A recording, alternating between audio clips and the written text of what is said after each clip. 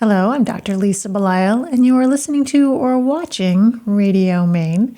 Today it is my great pleasure to speak with Jon Foley Sherman, who is an inpatient experience advisor to a health organization and also a career communicator. And I believe that's just a few things that we could suggest that you are in your professional life, Jon. So I'm hoping that you'd be willing to expand upon that further with us today. Sure, of course. I appreciate your willingness to kind of jump in and be part of the Radio Maine experience, considering that you're actually working in your regular job today in the hospital. I am at the hospital today, and we're not in Maine. I'm in Pennsylvania.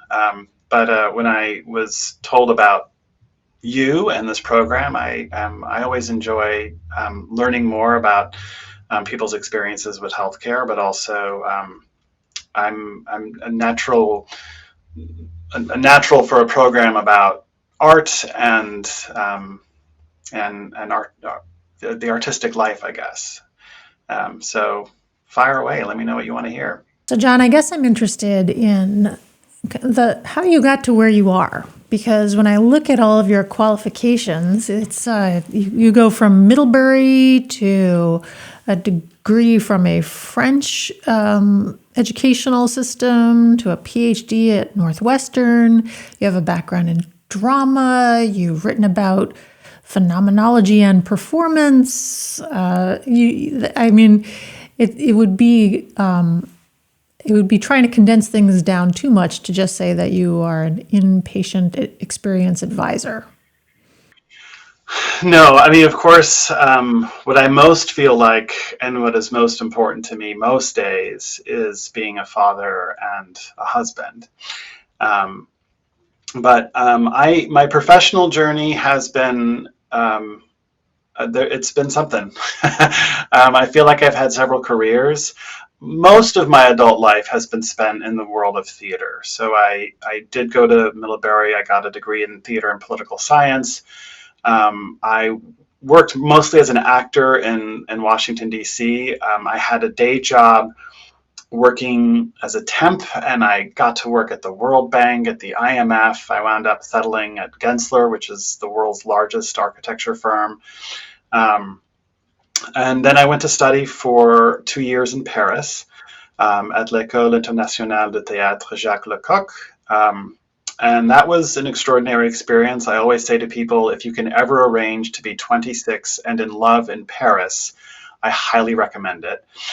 I came back from there to Chicago, where I started a theater company, and I made theater and dance theater for about 10 years. And during that time, I did get my Ph.D. At Northwestern, and I started teaching and came out to Pennsylvania to teach here, and found myself wanting to be back in the professional environment. I had gotten to work for a genius communications consultant named David Grossman in Chicago. Just an extraordinary man, a great practice. I learned so much working with him, and I wanted to get back into that kind of an environment. So I moved to a couple of places, but I realized after spending several years as a consultant that it was important to me to work for a mission-driven organization. And there was a door that opened at this health system that didn't lead to a room that I wanted to stay in, but it allowed me to get in the building. And so I did that, and now I am on the experience team. And I absolutely adore my team, and I love the work that I do. I never thought I would be saying things like, statistically predictable variation. If you had told me that would be something I would say when I was in college, I would have laughed.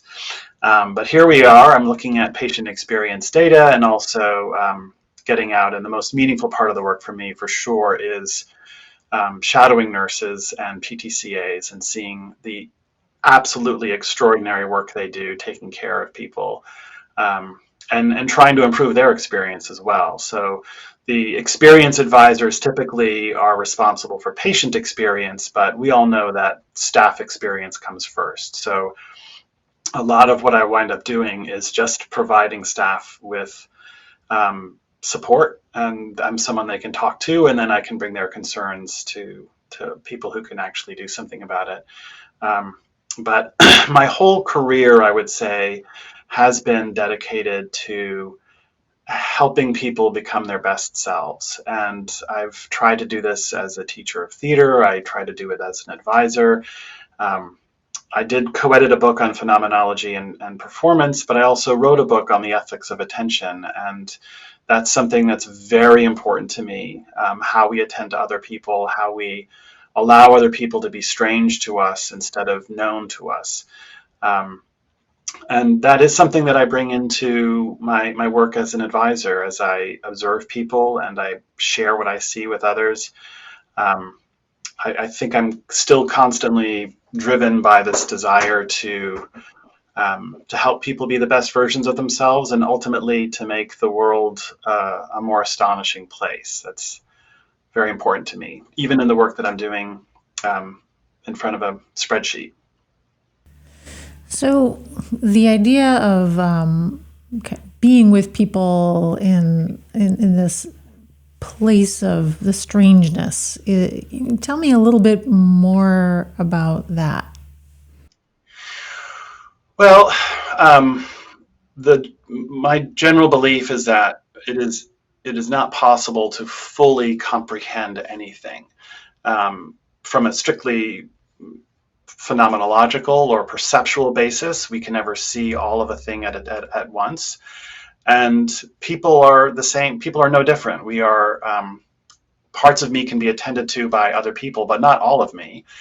And my hope is that we can make a virtue of that instead of saying, well, this is a failure to really know everything there is about this person. We accept that in any encounter we have with another person, there is a creative element. There is a story that we unfold or that we find in the encounter with another person.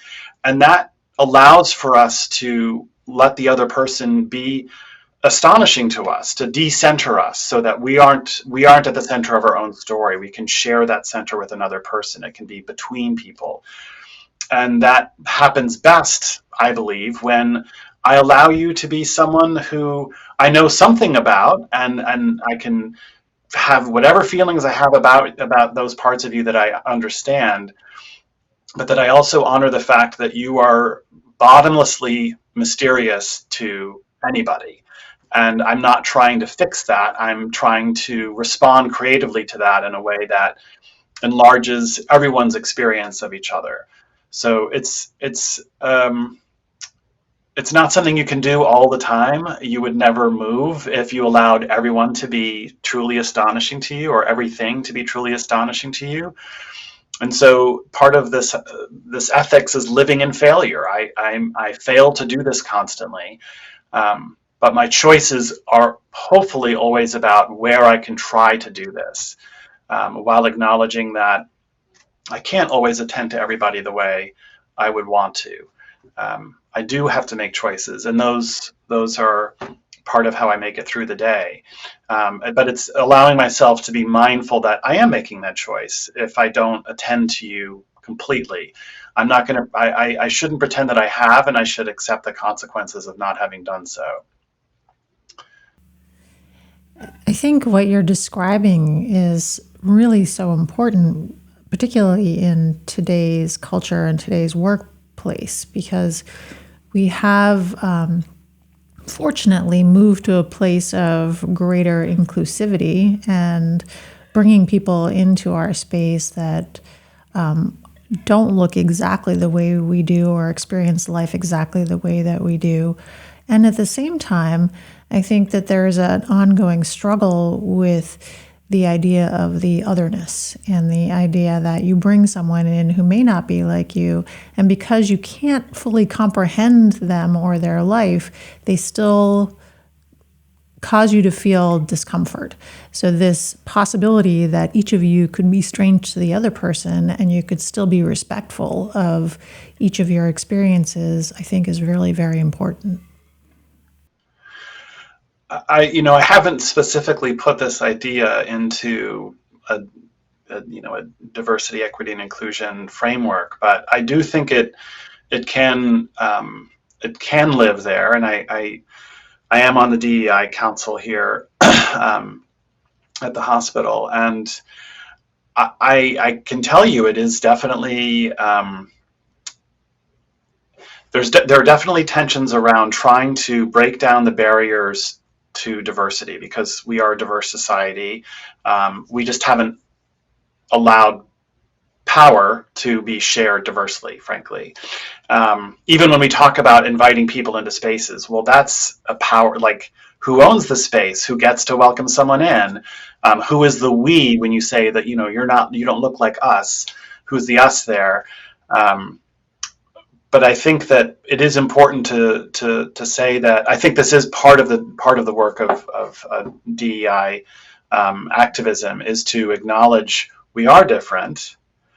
We're not saying that we're all the same, that we have the same experiences, and what we do have in common may ultimately be the ability to not just tolerate but celebrate the fact that we have different experiences and that we do come from different places. And at a certain point, I believe we need to have a shared language. I'm not very tolerant of intolerant people. And I personally struggle with people who are dismissive of this idea that diversity, because it is a naturally occurring phenomenon that has been proven in many contexts, scientific and philosophical, to be something that is a strength. There are many people who reject that idea for complex reasons of their own. And I'm sure I could have more patience with those people. But at the end of the day, I think you're right that some important work for anyone who's part of an institution is to continue to increase access to that institution and to honor the differences that are going to come into it as a result, instead of trying to say, well, we know what this is, and we've got you figured out. None of us ever really gets to do that on a personal level anyway. You raise a great point about the language and even the idea of allowing, and who is the one doing the inviting and who has dominance over the space, and what does it mean if someone else is the other? Then you've already created a construct around the idea that someone is kind of the one who has the right to be in a place, and yet this is something that I think is relatively late to the conversation, because I still think we are saying things like allow others to have voice, and who's allowing whom, and what does that even look like? So even trying to understand kind of the fundamentals of all of this, I think has been profoundly discomforting to many people, myself included. And I used to teach full time, and I used to tell students, if you feel uncomfortable in this class, that is not a sign that something has gone wrong. That may be you learning something. You are literally seeing things differently, and that often feels uncomfortable. You're letting go of what you know. So don't think that if you're uncomfortable in here, that you've had a bad day. That might be your best day this week. I'm very invested in this idea, and as someone who was making art for a while, I never shied away from a room where I didn't know what was happening. But you have to be comfortable. You have to learn that to be comfortable with the discomfort. You have to be able to trust that can be productive, because obviously there's many different kinds of discomfort, and some of them are extremely unhealthy and we need to protect ourselves. But it's part of what I find so frustrating about some of these laws that are being passed in Florida and Indiana and Texas that are making it illegal to teach American history if it makes anyone uncomfortable on account of one of their identities. And it just seems very strange to me. If I'm learning about American history as a white man, why wouldn't I be embarrassed and ashamed of parts of our history? I think it's absolutely appalling to believe that I wouldn't be. And I'm not invested in my feeling a particular way. I'm invested in my understanding things better so that I can help continue to improve my environment or my relationships. But obviously there are people who don't share that belief. But I really am committed to that idea that certainly in matters of power and in matters dealing with race, I would never expect to have growth without discomfort. I would never expect to have progress without feeling strange or uncomfortable. And I would also hopefully not prioritize my own comfort. I think this is something that we've seen a lot of, where people in power are people who are the owners of spaces. They prioritize their own well-being over everyone else's, and that they're not wrong to pay attention to their well-being, but it's often not what's most important to attend to. Even the idea that any of us has a particular right to something like comfort is a fascinating concept. That is it because we live in the United States and that we're used to a certain level of comfort that we believe that we now have a right to that comfort? I think there's so much that can be said around that idea. And yet I understand why we gravitate to that. I understand why we want to feel secure, that we feel like it's our basic right to not have dissonance in our lives. But it's a weird idea because not everywhere has access to comfort. Absolutely, but I do think that it may come from a desire that may be universal, which is for care. I think we know that human life is impossible without care. Every infant needs to be cared for, and even an infant who doesn't receive as much care as someone might want for them to, their survival depends on the attention and care of someone else. And I think at the heart of that, I think what carries forward into our lives from that is a desire to be cared for, to be attended to. And I think there's some pretty good research on how people who feel like they're part of a team, people who feel like they have someone to care for, who can and someone who cares about them, these people are happier, they're more productive. And I think the challenge is to accept that being cared for may feel like a different thing depending on the situation you're in. But we've definitely seen during the American response to the COVID pandemic that there are significant portions of the country who are not willing to inconvenience themselves in order to protect the health of their community. And I think that has less to do with comfort and more to do with, as I think you were kind of gesturing towards, an ideology or belief about their individual worth or the possibility of being an independent being. I find this to be, frankly, quite bizarre that anybody who lives in society would imagine themselves to be independent. I don't get it. And the idea of bodily autonomy, the air that I breathe, I don't choose the air that I breathe. The air that I breathe is as clean as the people that I elect allow it to be. And it will be as dirty as the people who are, running factories are allowed to let it be. I literally don't get to choose the air I breathe. So how can I imagine that I'm an independent agent or that I have total liberty? Anyway.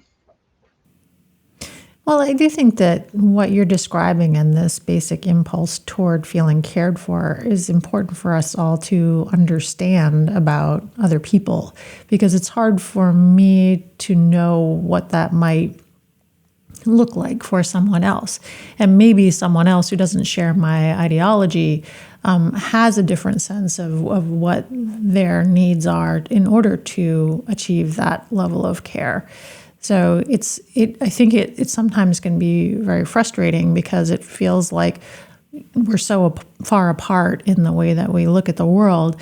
And yet, if we can acknowledge that there is this, at its core, there is a sense of this need, as you've described, for care in order to really have basic survival needs met.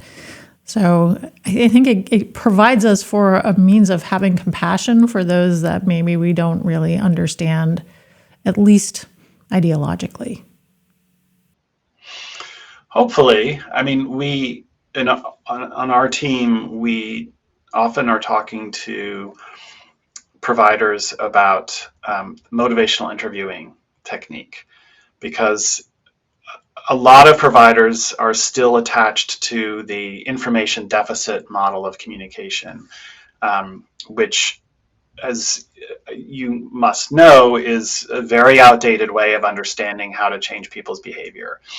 And I think what we are often trying to do is to find out what is important to the person we're talking to, and to try to link that to any change that we want to see in them, or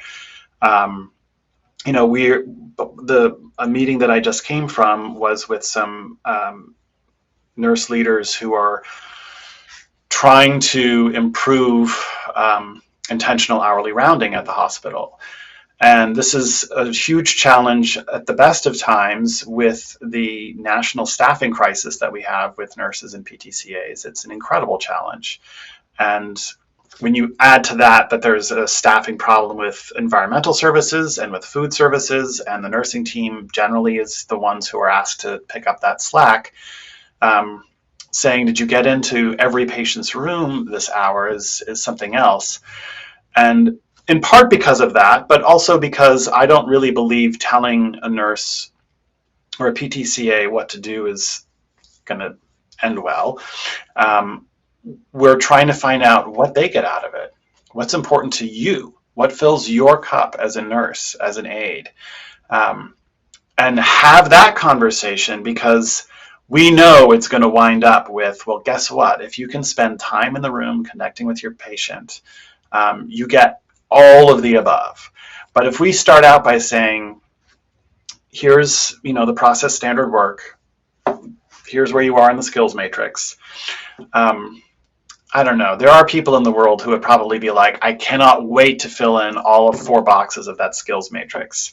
I don't know that that's why any nurse walks into a room, though. That's not, I don't think, what they're getting out of it. I don't know what they're getting out of it. I need to have that conversation with them. I don't assume that all nurses want the same thing, but you do need to find out what, in the context of care, what does care feel like to you, and how can you feel cared for by me? And then move from there. But you do need to ask, and you do need to be available to the answer. And that does take a commitment of energy, time, attention that many people I know feel pressured by, because especially in the field that you and I both work within, healthcare is very numbers driven. You have your productivity, your RVUs, everything is measured. And so you're often feeling like, okay, I have to tick all of these boxes. I have to do patient experience, quality, productivity, I have to get it all done.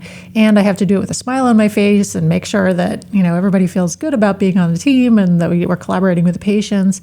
And so I think it is easy to kind of fall into that trap of scarcity. I don't have enough to accomplish any of the above. And so when you take that into a patient conversation, or even a conversation with a colleague, then it's hard not to come across in a way that kind of promotes the idea of scarcity. Absolutely. But I also, I've taken to this term toxic positivity. Are you familiar with this? Absolutely.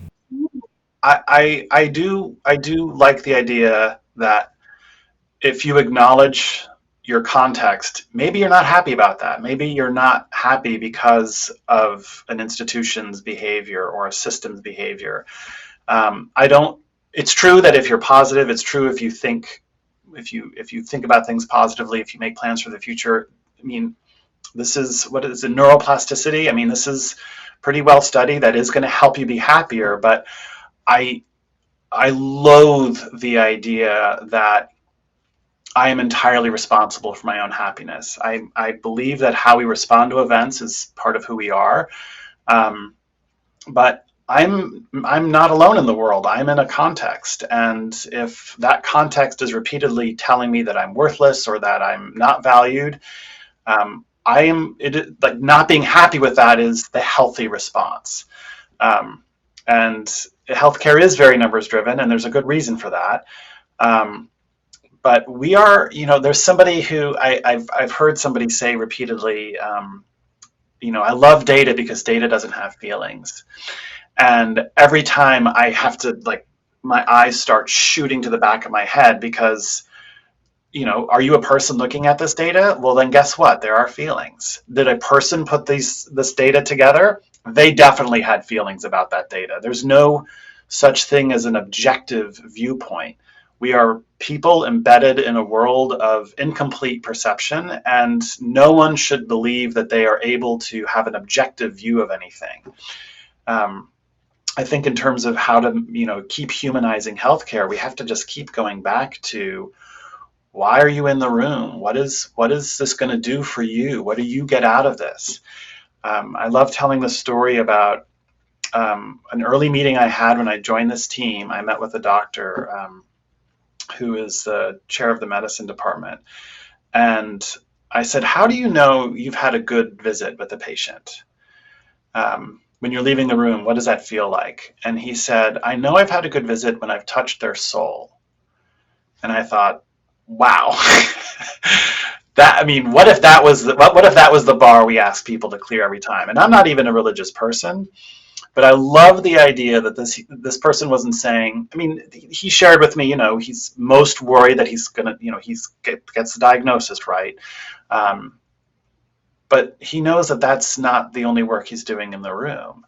And if he only takes care of their condition and only treats their, what ails them, but hasn't seen them as a person, hasn't engaged with them as a person, that will be an unsuccessful visit. Because as I'm sure you know, when you succeed as a doctor, you are not solving a medical problem. You are improving somebody's life. And you can't really expect to do that if you're not engaging them as a person. And I will always advocate for people to pursue that engagement and, keep your numbers in tidy and show me the data. But show me the data, show me as a person. Don't talk to me as if I'm going to process it, and don't expect that I'm going to look at you that way either. I will always allow people to have emotion, and I always feel so bad when people say, I'm sorry, I'm getting emotional, and I'm like, I'm emotional all the time. Like, you don't have to apologize for being emotional in front of me. But I know we have a lot of responsibilities, and I'm not clinical. Those of you who are, you need to maintain a certain character, play a certain role for patients. But when we're dealing with each other as colleagues, I think it's pretty well established that engaging the whole person is the best way to have a productive team, to have an engaged team, and to get the most out of each other. In our organization, one of the most important things that we do when we bring people in is to talk about patient experience, and then moving on into people's professional careers. With the medical staff, the chief medical officer of the entire health system will actually sit down one-on-one with each person who has been a medical staff member for a certain amount of time and discuss patient experience. And I think it's in the nature of kind of helping people to understand the importance of this ongoing engagement. and which is wonderful. And also, one of my favorite people in our organization is our patient experience lead. And he is always so grateful that I try to read everything that he sends and all the comments and try to comment back, mostly to him, but sometimes to a group. And I have the sense that the work he is doing is very challenging because it is not always valued by everyone, because it is sometimes seen as the softer side of things. And I'm always very glad that he's grateful, and simultaneously feel badly that is the job that he has, that he feels not as valued as he probably should feel. Well, it's great that that the CMO at your organization is having these regular conversations about patient experience. And for sure, it can feel like a nice to have, because it is often tracked separate from other quality measures. But patient experience is a quality measure, because if patients have better experiences, then they're more likely to be engaged with their health, and they're more likely to have better long-term healthcare outcomes. So this isn't a cherry on top, and this isn't, I mean, there is a common misconception that patient experience, in part because when it first came into healthcare, it was called patient satisfaction. So there are a number of people who see it as, smiles and unicorns, and no, this is about engaging your patient. And if they feel treated as a person, they are probably going to do a better job following up their doctor's orders, taking their medications. I also want to say, and this has been something that I've been doing a lot in the past couple of weeks. When you say that the patient experience lead feels, is concerned that people think of experience as something soft. I know exactly what you mean. I just want to start normalizing for everybody that the idea that something is weak because it is soft, or that it is less valuable because it is soft, let's just make sure we are clear that that is part of what I would describe as a toxic masculine culture, and that what is soft is sometimes best, sometimes most vital, and most appropriate. And we do live in a overwhelmingly misogynist culture, and I know why people use it that way, but it always just makes me I just always want to say, hey, can we just acknowledge that's the world we're living in? But let's fight for a world where saying this is a soft skill doesn't mean it's not gendered and it's not less valuable, but is actually, that's the most important thing for you to have, is this softness and this gentleness or this malleability. That those are essential qualities in different contexts. So I apologize for getting up on a soapbox there, but that is something that I feel like I need to push, because we hear it all the time, and we all just we understand and we make do, but I don't want to make do with that being how we see things. I want to push against that. Well, on the off chance that this individual ever watches this or listens to this, I want to be clear that he has never suggested to me the word soft. So that was me, and I will own that particular word, and I will also acknowledge that what you're saying is really very true. And, in the work that I do, which is very qualitative and quantitative, I think that what we're seeing is the qualitative side of things has been brought in as a way to recognize the importance of kind of demarginalizing people and demarginalizing voices, because sometimes the, quote, hard data actually has the opposite effect. If you're always dealing with the majority, then it gives you good information, but only about the majority. So again, just backing off a little bit, don't want this person to be blamed for my word. No worries. And no worries. And also, I, in my place of discomfort, am always interested in learning how people, how words do impact us, because I, like you, am also a career communicator, and my constructs have been mostly media on one side and medicine on the other. And even those two worlds are so far apart in the way that we use words, the way that we interact with people. And it's funny to float between the two sides. And then for me, add in the academic side as well, because different things mean different things in different contexts. Yes, for sure. I'm married to an extraordinary woman who is trained as a social scientist, and at one point she was looking at how the way political science was measuring participation was producing a preordained picture of civic engagement, and whether intentionally or not, continuously and pretty rigorously excluded a whole realm of activity that was mostly undertaken by women. And so the quantitative data measured it wasn't able to capture a complete picture, but everyone was satisfied with it because you had this, you had these numbers. And this is something in the experience world that we think about when we are measuring the patient experience. Most of the questions that are on the government mandated survey that patients get are about suffering. If we ask how frequently did a doctor explain things in a way that you understood, that is about their anxiety. If it's did they listen, how frequently did they listen to you carefully, that is about being seen as a person and not just a symptom. But there are a couple of questions that people in suits tend to look at, which is likelihood to recommend and rate the hospital. But these are moved by things that we don't even measure. The reputation of the hospital being one thing, for example. If your hospital had a vaccine mandate for COVID, that will impact how people look at the hospital, and no one's measuring that.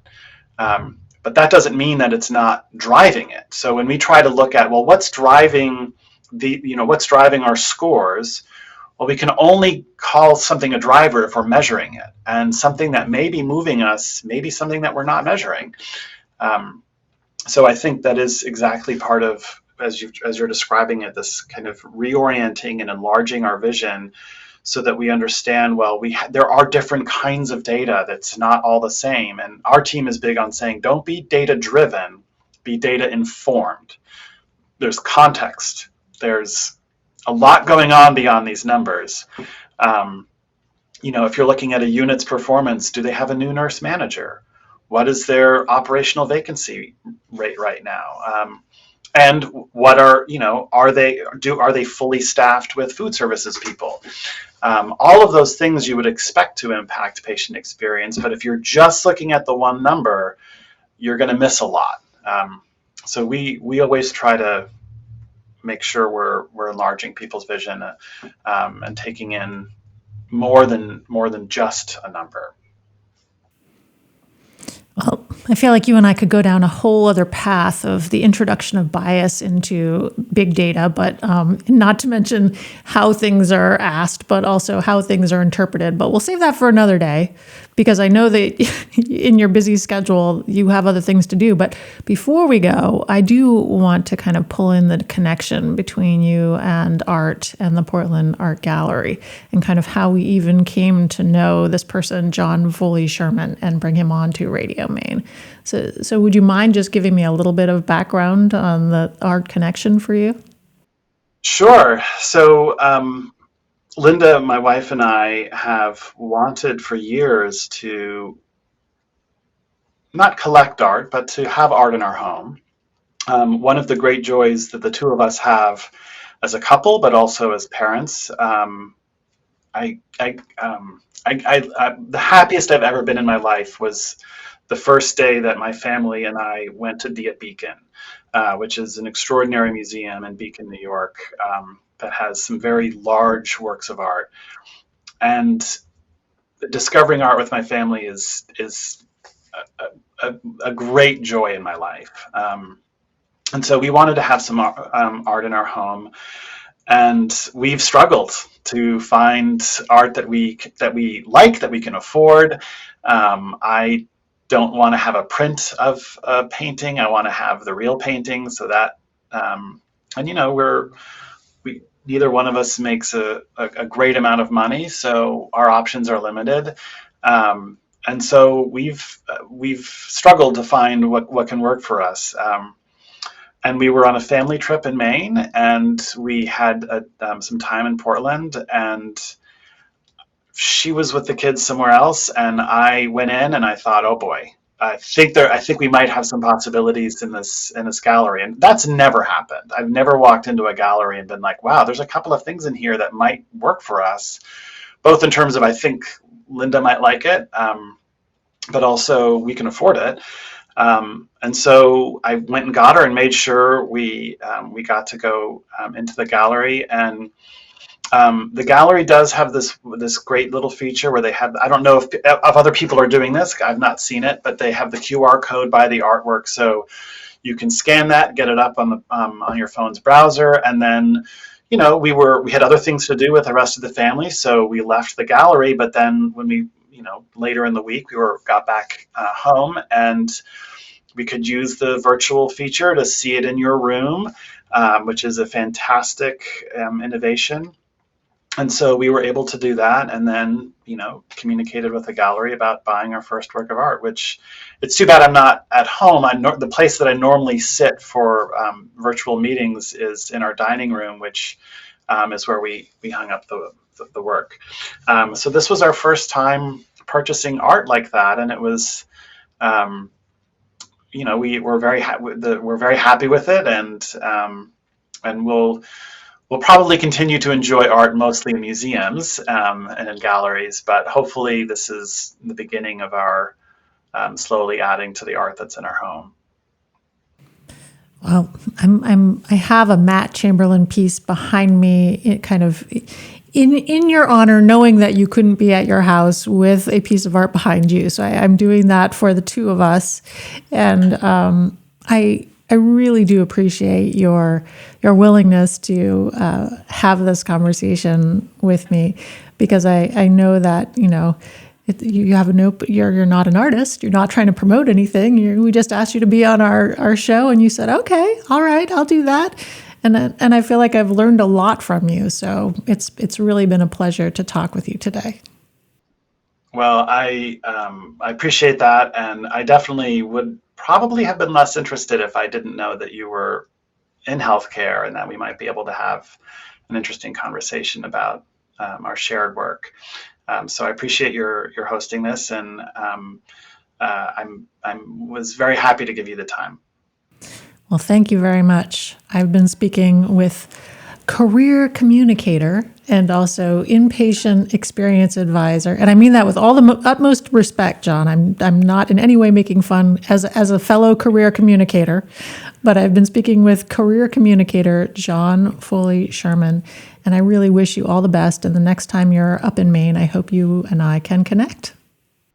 Absolutely.